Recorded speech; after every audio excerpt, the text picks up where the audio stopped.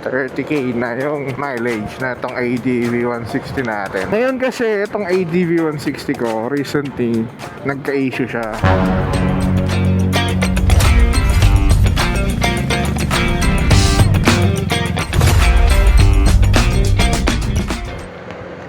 So, what's up mga G? Welcome back sa channel natin.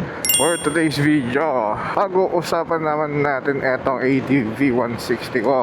So, ano na to guys, 30,000 kilometers na. So, layo na din ng napuntahan na ito. Dami nang napuntahan. 30k na yung mileage na itong ADV 160 natin. So, yun, pag-usapan lang natin kung ano yung thoughts ko dito sa ADV after 30,000 kilometers. Kasi yung iba sa inyo ay nagbabalak din, possible nagbabalak din kayo bumili ng ADV, and baka naghahanap din kayo ng review, ng long term review, di ba? So yan yung gagawin natin for today's video. So ito palang ADV ko guys. Ang usage ko nito is for all around kasi wala naman tayong ibang motor. So basically, kapag may errands ako, mag-rides, tuturing, lahat. So ang daming uses na itong ADV ko. Yan din ang kinagandaan talaga ng ADV. Kasi all around Well, na ano ko na din ito, na light trail ko na kasama yung mga grupo ko. Pumunta kami ng Siruma. Nabudol kami doon So ayan, na light trail ko na to guys. And okay naman yung performance niya. Kaso since scooter siya, hindi mo makontrol yung yung yung makina. Kasi CVT, kung halimbawa gusto mo mag-engine brake ng malakas, wala, hindi mo magagawa yun. Or kung gusto mo super lakas ng torque, wala din. So ayan, ko na to, na light trail. So may listahan pala tayo dito guys. So yun yung uses ko dito sa ADV 160. So kung tungkol naman sa reliability, actually very reliable na itong Honda ADV. Like wala akong sakit ng ulo dito, or hindi pa ako binigyan ng major sakit ng ulo. Kasi mostly ang gawa ko lang dito is preventive maintenance, tapos yung mga nag-wear and tear na parts, ganyan lang. Pero meron tayo pag-uusapan na issue about dito, pero more on that maya maya. So pwede ko masabing 9 out of 10 very reliable na itong Honda ADV 160. So ang sunod naman sa listahan ko is yung mga napalitan ko ng pyesa, mga parts replaced. So yun nga ang sabi ko kanina, yung mga nag-wear and tear na pyesa, yun yung usually kong pinapalitan dito.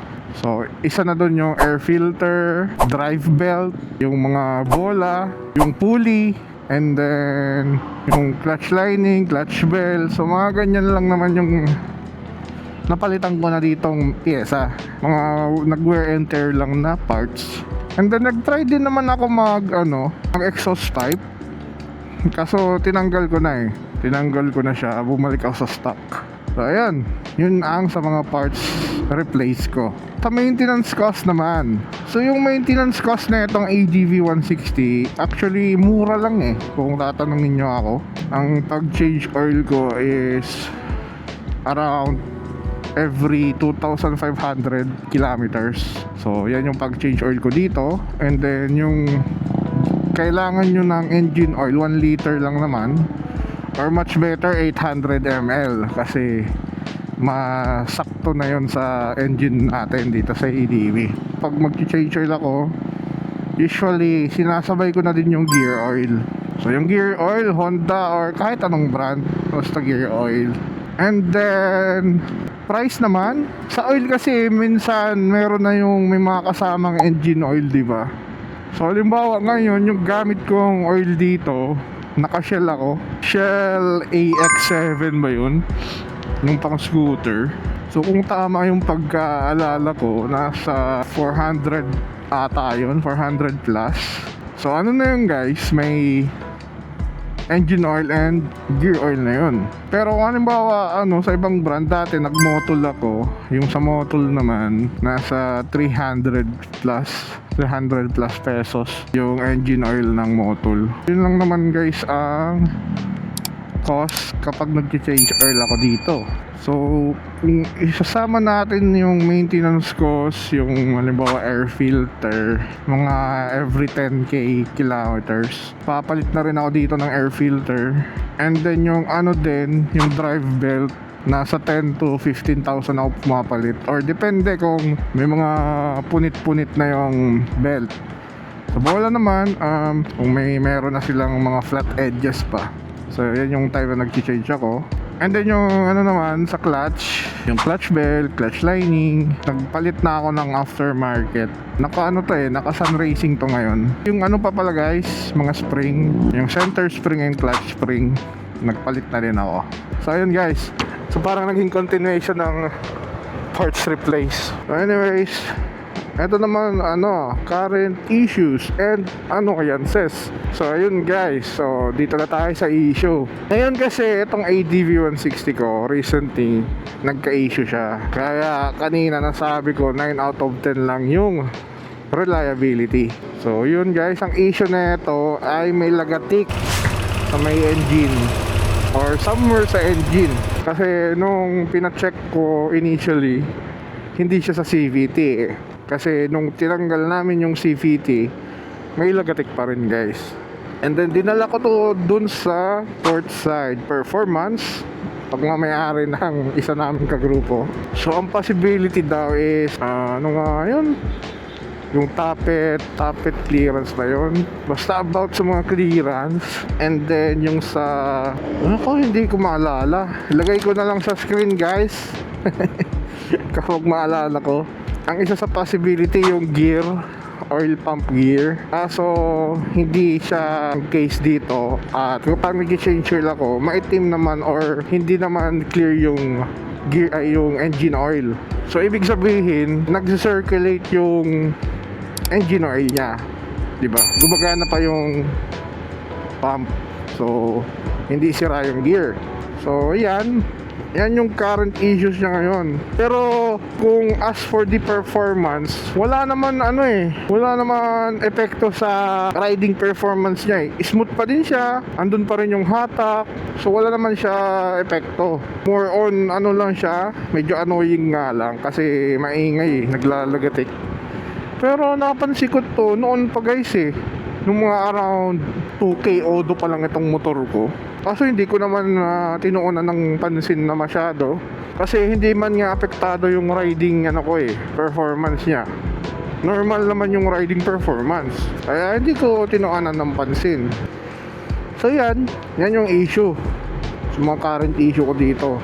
So about naman guys sa mga observance. So yung mga observance ko dito sa motor na to after 30,000 kilometers, yung halimbawa yung mga fittings niya, medyo lumuwag yung ibang fittings niya, tapos medyo umingay.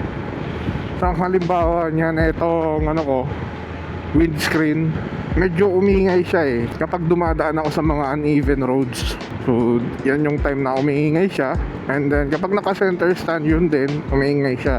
And then ito mga plastic fairings niya, minsan umiingay din kapag uneven yung roads. So yan yung mga na-observe ko dito guys. Actually may isingit din ako doon sa mga current issue neto ngayon. So yung ball race neto, papalitan ko na rin. At na siya medyo may kumakanto na yung ball race niya. So yun yung isa pa sa mga papalitan ko pala dito guys. So yun lang naman. Pag ipapaayos ko na yung sinasabi kong may lagatik, i-vlog ko yung guys para kung may naka-experience sa inyong ganun na issue, at least meron na akong output na ma-share sa inyo. So ayan guys. So kung tatanungin nyo ba ako kung bibili ba ako uli neto, actually oo guys kung halimbawa asa ako meron ako pambili ng ADV, bibili ako neto uli. So yun, so yung verdict naman dito guys sa motor na to, ang masasabi ko lang 9 out of 10 uli guys. Hindi naman talaga, wala naman perfect na motor depende naman yun sa inyo, subjective naman yung ganyan na topic. So 9 out of 10 to para sa akin. Matipid, masarap ilong ride. Ayun. Yan yung ADV 160 para sa akin. And after 30,000 kilometers, wala siyang major issue na binigay sa akin. So very happy din ako sa performance nito, sa reliability nito. So ayun lang naman po guys. Currently andito tayo ngayon sa Calabanga. May imi-meet up tayo dito. Thank you sa panonood nyo. And mag-like and subscribe kayo dyan guys, para updated kayo sa mga susunod na content. So yun lang naman guys. Hanggang sa susunod na video natin. So kita-kits na lang. Si Moto G out. Choo-choo-choo.